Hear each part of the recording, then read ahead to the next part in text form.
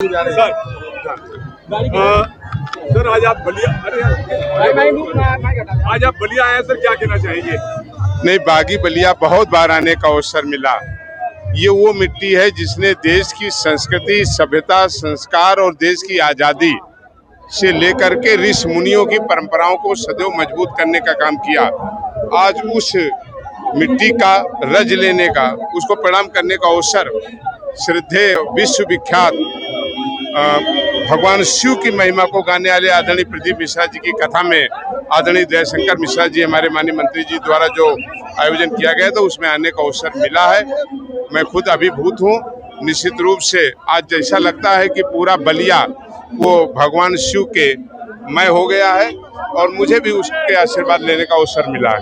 अच्छा, आज जिस तरीके से सर अखिलेश यादव ने ये कहा है कि पश्चिम बंगाल और बिहार में बेईमानी हुई वोटों को लेकर अगर यूपी में भी होता है तो चुनाव होने की संभावना नहीं है। आप लोकतंत्र के बहुत मजबूत स्तंभ है। इस सवाल पर विश्लेषण होना चाहिए। वोट जनता का और जनता से निर्णय होने के बाद इस तरीके की चुनौती ये किसी पार्टी को नहीं है, किसी सरकार को नहीं है। इस डेमोक्रेसी और लोकतंत्र में जनता को चुनौती दी जा रही है। जनता के दिए गए मतों का अपमान किया जा रहा है, जनाधार का अपमान किया जा रहा है। और ये बयान देने वाले लोगों को सोचना चाहिए, ये जनाधार कहीं बोरे में नहीं आता है, कोई बक्से में लेकर के नहीं आता है।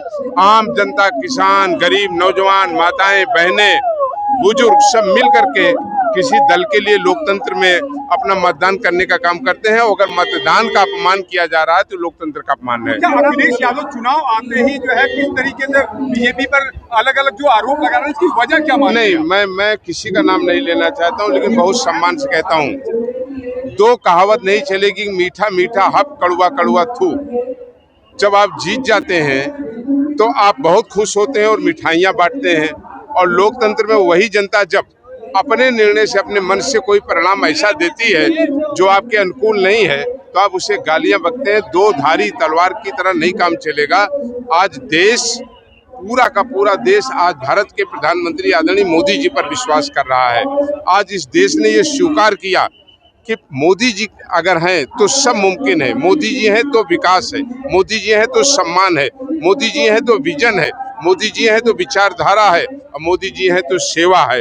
आज देश भारत के प्रधानमंत्री आदरणीय मोदी जी के साथ खड़ा हुआ है और उन्होंने उसके लिए सेवा किया है। और अगर सेवा किया है तो जन विश्वास उनके साथ है।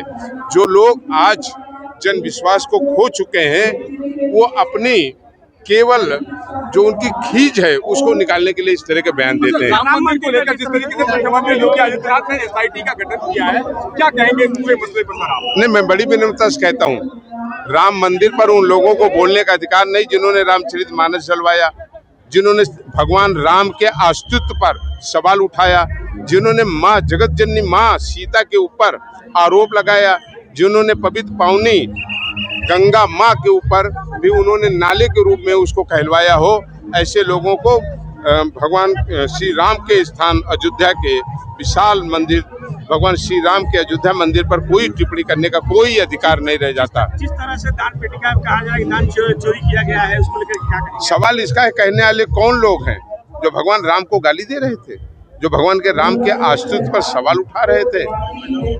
सोचना चाहिए ऐसे लोगों को।